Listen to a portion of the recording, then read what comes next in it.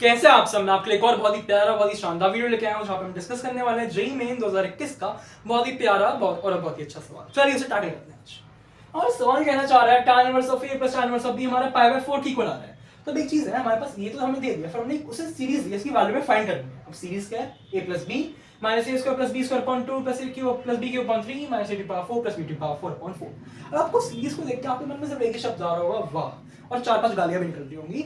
मेरे मन में वही था, क्योंकि डायरेक्टली ना कोई एपी बन रही है, ना जीपी बन रही है, ना कुछ एचपी बन रही है, डायरेक्टली सॉल्व तो होगी नहीं।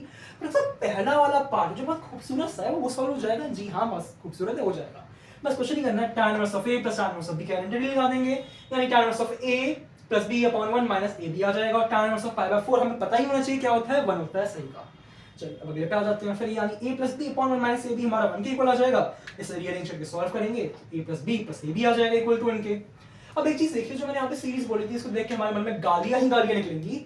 ये कोई डायरेक्टली एपी नहीं है, ना जीपी है, ना कोई एचपी, से मैंने बताया था। तो वैसे कोई सॉल्व करने का कोई तरीका होगा, तरीका तो होना ही चाहिए। जी हाँ है, और तरीका क्या है, बस कुछ नहीं करना है, इनको ब्रेक करके लिखना है। ए की सीरीज को अलग लिख देंगे, बी की सीरीज को अलग कर देंगे, और उससे देखिए अब तो जादू क्या होने वाला है।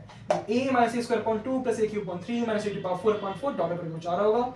ये similarly b minus b square upon 2 plus b cube upon 3 minus b to power 4 upon 4 dot करके कुछ आ रहा होगा। यानी मैं कह सकता हूँ कि ये दोनों ब्रेक तो होगी, यहाँ पे कोई नॉन सीरीज बन रही होगी। और नॉन सीरीज कौन सी, अगर अपने दिमाग के घोड़ों को थोड़ा दौड़ाएंगे, चने खिलाएंगे, तो पता चलेगा कि log ऑफ 1 प्लस x की सीरीज होती है। यानी ln ऑफ 1 प्लस a की सीरीज है, ये भी ln ऑफ 1 प्लस b की सीरीज है। यानी मैं यहाँ पे मैं भाषा में कह सकता हूँ, ये जो भी पूरी सीरीज दिख रही है a की, ये ln ऑफ 1 प्लस a की है, और ये जो b की सीरीज है पूरी ln ऑफ 1 प्लस b की सीरीज है। यानी मैं दोनों जब ऐड करूंगा तो हमें पता है log में हम क्या कहते हैं, 1 प्लस b मल्टीप्लाई हो जाएगा, और जब मल्टीप्लाई हो जाएगा तो क्या मिलेगा, ln of 1 plus a times 1 plus b, और फिर आ जाएगा ln of 1 plus a plus b plus ab। और हमें पता है कि a plus b plus ab की वैल्यू 1 थी, तो डायरेक्टली पुट कर दिया, तो हमारे पास आंसर आ जाएगा ln 2। दैट्स 12 सवाल यहीं पे खत्म होता है।